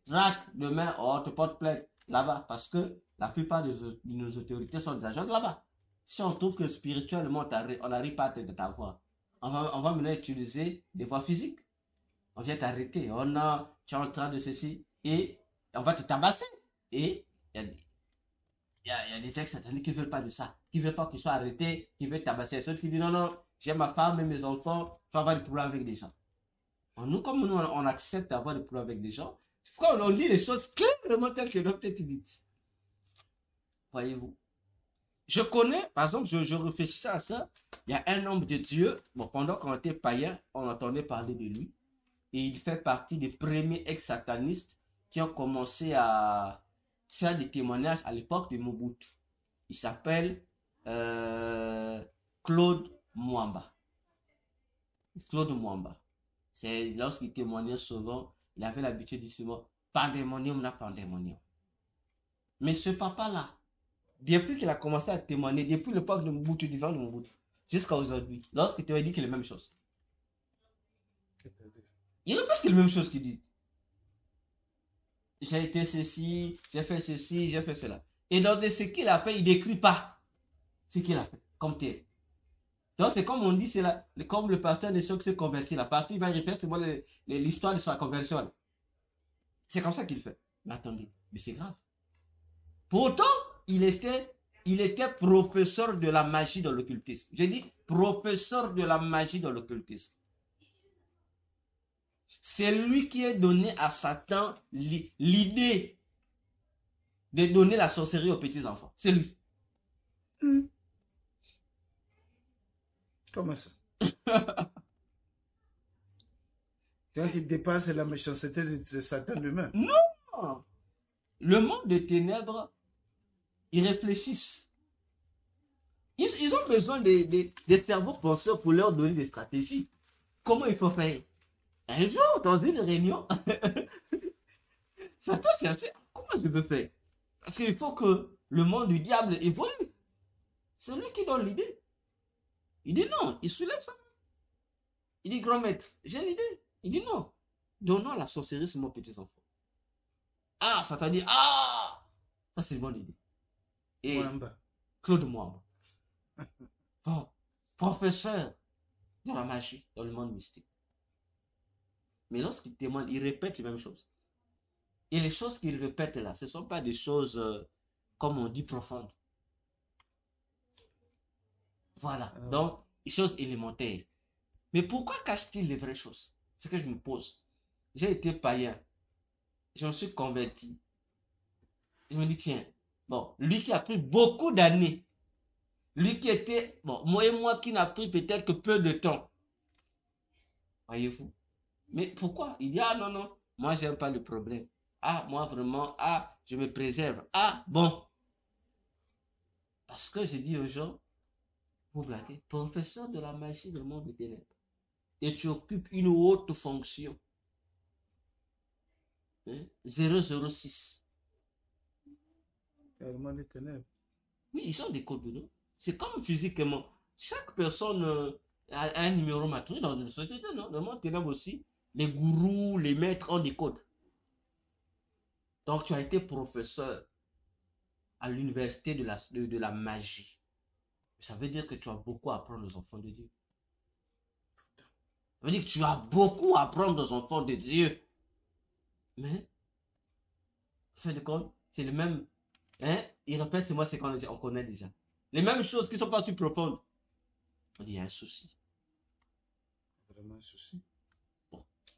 Chacun veut préserver sa vie. Donc, c'est ça. Donc, comme on dit, tous les prédicateurs ou les aides sataniques, chacun a un motif qui le motive. Bon, nous, comme on a compris que nous existons, c'est pour faire avancer l'évangile de Jésus, on n'a rien à cacher. On dit des choses telles qu'elles doivent être dites, sans mâcher les mots, sans avoir peur de X ou d'Y. Ce qui a dénoncé, on dénonce. Ce qui a approuvé, on approuve. Voilà la différence des choses. Parce que si on ne dit pas la vérité au peuple, mais comment les gens seront-ils sauvés? Parce qu'il y a des choses qu'il faut faire comprendre à quelqu'un. Telle pratique, faut pas faire ça, pourquoi? Parce que je ne peux pas dire ça c'est un péché, ça c'est un péché. Non, non, non, non.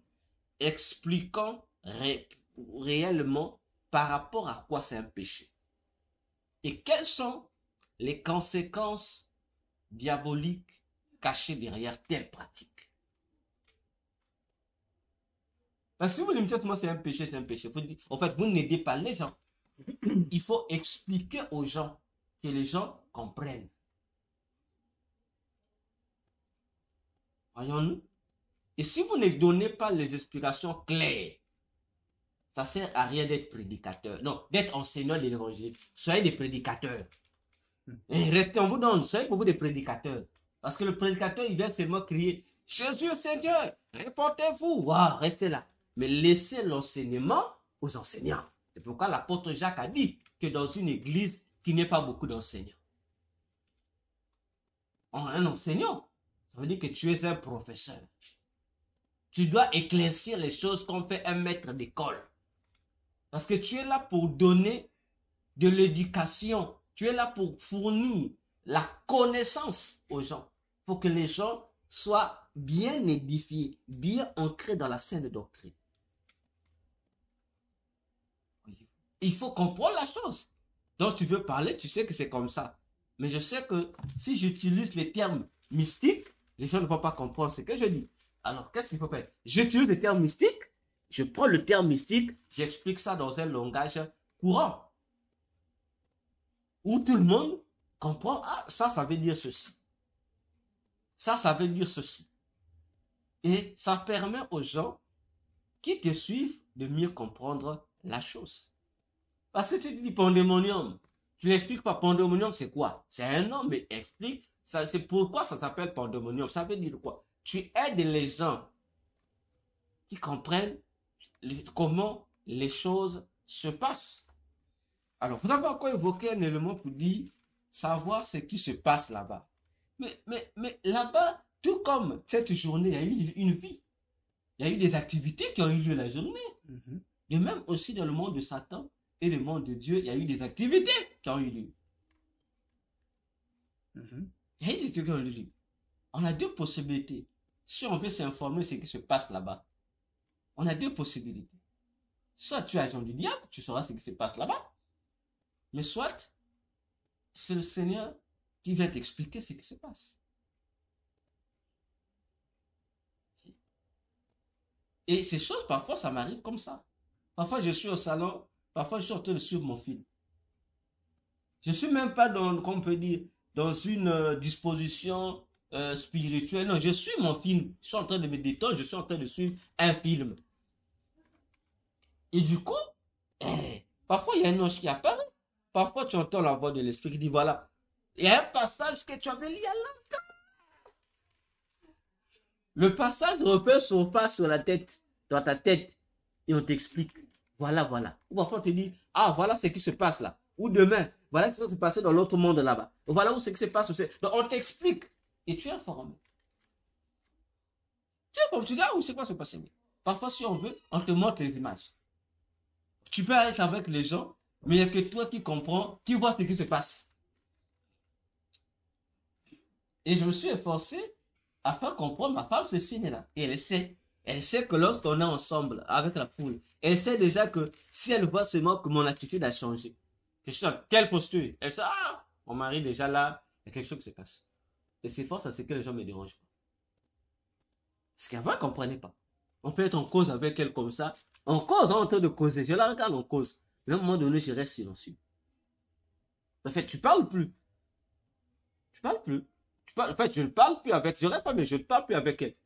Je prends seulement mon ordinateur, je commence à saisir. Donc c'est comme si elle n'existait plus. Elle se dit, tout ce qu'elle dit là, j'écoute ce qu'elle dit, mais je ne peux pas répondre. Donc c'est comme si, entre elle et moi, on a mis une barrière. Je la vois, j'écoute, mais un autre toi dit, il faut répondre, mais un autre toi dit, non, non, qu'on soit écrit. Et tout ce qui on est en train de m'expliquer, j'écris. Et dès que je veux finir, je réponds. J'ai dit non, non. Lorsque ça arrive, ça veut dire ceci. Ça veut dire cela. Donc c'est comme cela que ça se passe. Mais ça nécessite, je crois qu'il y a une particularité, oui, mais ça nécessite une bonne disposition. Et j'ai toujours dit aux chrétiens, il n'y a pas meilleur moment, surtout pour les chrétiens qui sont préoccupés la journée pour le travail, ceci, le meilleur moment pour être disposé pour que tu bénéficies de ces choses-là, c'est de ne pas dormir comme un cochon. Parce que vois souvent la journée, lorsque nous sommes fatigués, là on vient. Ah, je suis fatigué, on se lave, on mange après. Non, on dit souvent, je ne peux pas dormir. On dit, je me repose d'abord au lit ou au fauteuil. Après, on dort. Et dès qu'on vient nous réveiller, ah, il faut dormir au lit, tu n'as plus l'idée. Tu vas seulement fatigué, tu dors. Or, au-delà de cette fatigue, on doit au moins avoir le temps. Même bon, une heure peut-être c'est trop, un petit temps avant de dormir. Tu le demandes à Jésus. Seigneur, la journée passée, moi je vais apprendre. En tout cas, par rapport à ma fonction ecclésiastique, moi je vais apprendre. Je veux que tu me parles. Peu importe, parle-moi seulement. Moi, le sorcier, c'est que tu me dises quelque chose. Moi, parfois, je le fais. Je prends la Bible, je mets. Je dis, Seigneur, j'ai la Bible ici. Toute la journée, j'ai passé vraiment... Seigneur, je m'ennuie. Je vais apprendre. Je m'ennuie, je vais apprendre. Je reste là. Parfois, je reste comme moi, tout le monde dort, je reste moi là, j'attends. J'attends. J'ai dit, Seigneur, je reste, j'attends. Et parfois, tu vois qu'il y a une idée qui te vient. Je dis une idée, j'appelle ça comme ça. Une idée qui te vient, lis tel passage. Je prends le passage, je lis. Parfois, à première vue, j'ai rien compris. Enfin, j'ai compris, mais je dis, mais c'est que je lis, je connais déjà ça. Et parfois, surtout, on te donne une autre explication. Parfois, on dit, tu as rien. Tu dors. Parfois, tu vas recevoir la suite là, dans les jours qui viennent. Parfois, la nuit, tu dors, on te montre. Parfois, en fait, le problème, c'est la disponibilité de notre esprit devant le Seigneur Jésus et la passion d'apprendre et de connaître. Parce que nous avons plus de passion à demander pour la satisfaction de nos problèmes, de nos besoins. Mais moins sont les chrétiens qui ont la passion de demander des choses qui n'ont rien à voir avec nos besoins. Ouais. C'est ça, en fait, le problème, en fait. Moins. Parce que dans la plupart du temps, comme je dis toujours dernièrement, le chrétien est capable de faire 4 heures du temps dans la prière. Mais s'il est incapable de faire 4 heures du temps dans l'écoute de la parole, dès que ça va dépasser 1 heure, comment tu as somnolé à bouder? il y a un souci entre la parole de Dieu et la prière. Moi, je préfère passer mon temps dans la parole de Dieu que dans la prière. Parce que la prière, c'est personnel. Dans la prière, si on finit, je vais prier. Mais la parole de Dieu, ça m'aide à mieux prier parce que ça me révèle des paramètres qui me permettront d'aller prier. La prière ne fuit pas, mais la parole de Dieu fuit. Parce que la prière, c'est moi qui la fais. Donc, peu importe l'heure, je peux me disposer, je prie. C'est moi qui fais. Mais la parole de Dieu, c'est lui qui dispense ça, ne sera pas toujours présent. Donc, pendant qu'il a le temps, c'est pourquoi l'apôtre Paul, lorsqu'il se retrouvait parmi les disciples ne le laissaient pas.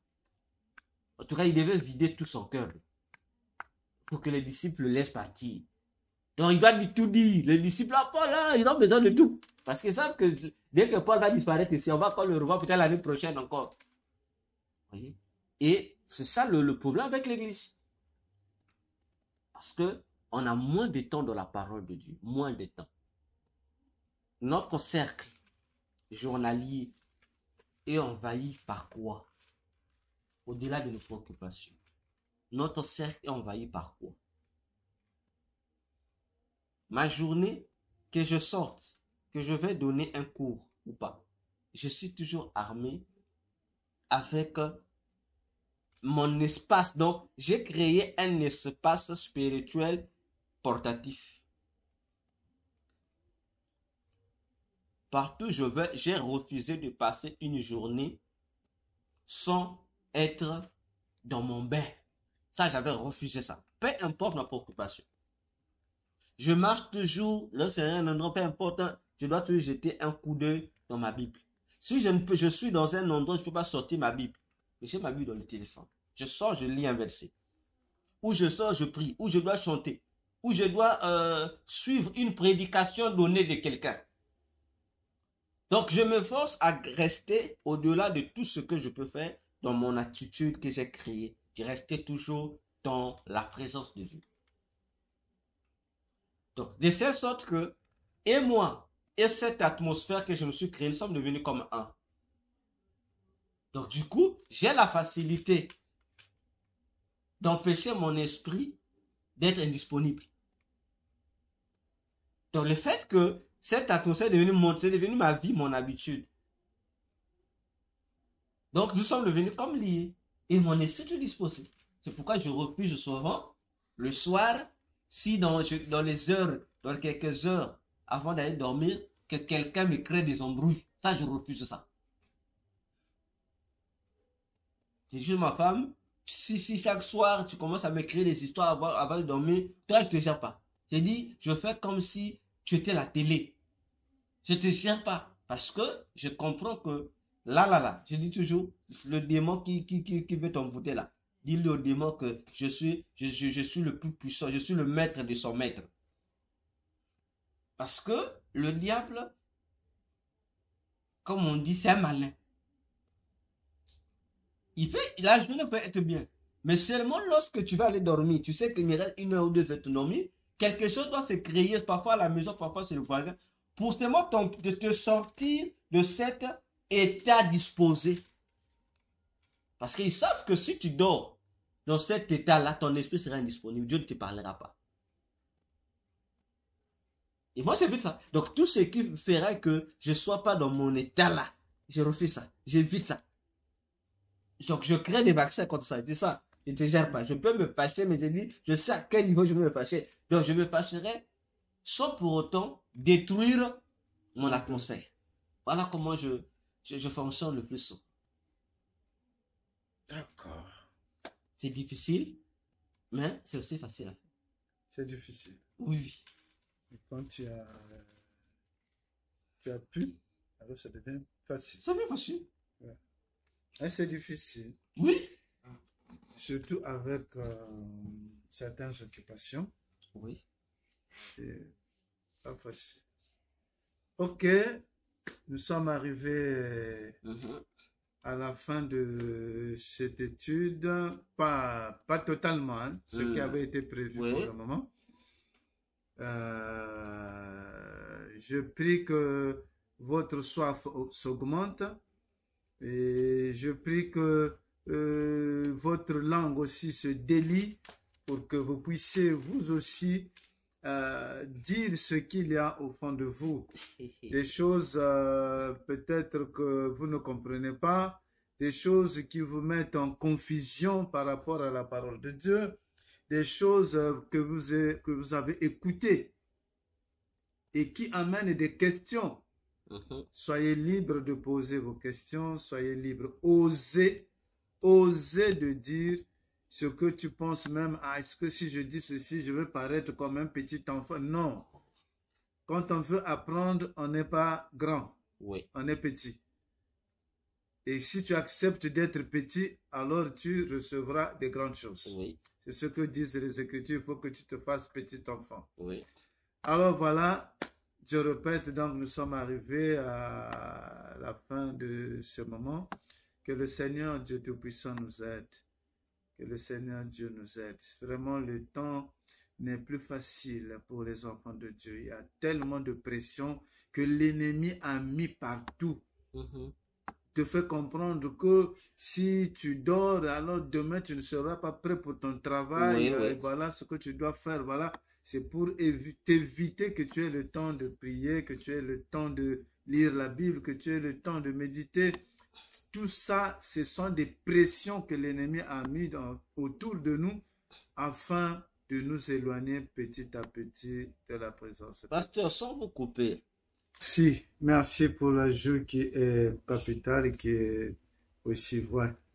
Voilà, donc nous nous recommandons à Dieu qu'il nous aide à créer la disponibilité en nous, la disponibilité physique et spirituelle en nous, pour que nous soyons toujours connectés avec Dieu, que nous soyons toujours dans l'atmosphère du royaume.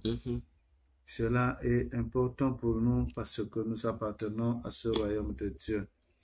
Alors ma prière pour chacun de nous, ça dépend du temps que vous avez auprès de vous. Nous ici, c'est la nuit. Peut-être que vous êtes dans la journée pendant que nous sommes là. Peut-être qu'en écoutant, c'est le matin que vous vous êtes connectés. Alors que le Seigneur Dieu Tout-Puissant soit avec chacun de nous, quel que soit le nom. Si c'est la nuit, qu'il puisse faire que cette nuit ne soit pas lourde pour toi, mais que tu aies à l'atmosphère d'être en communion avec Dieu. Si c'est dans la journée, que la journée ne puisse pas t'emporter loin de la présence de Dieu, mais qu'il puisse t'aider à avoir toujours cette atmosphère d'être en communion avec Dieu permanemment. Que la paix de Dieu nous soit accordée et que Dieu nous bénisse dans tout ce que nous avons besoin comme bénédiction. Au nom de Jésus, j'ai ainsi prié. Amen. Amen. Voilà. Que Dieu soit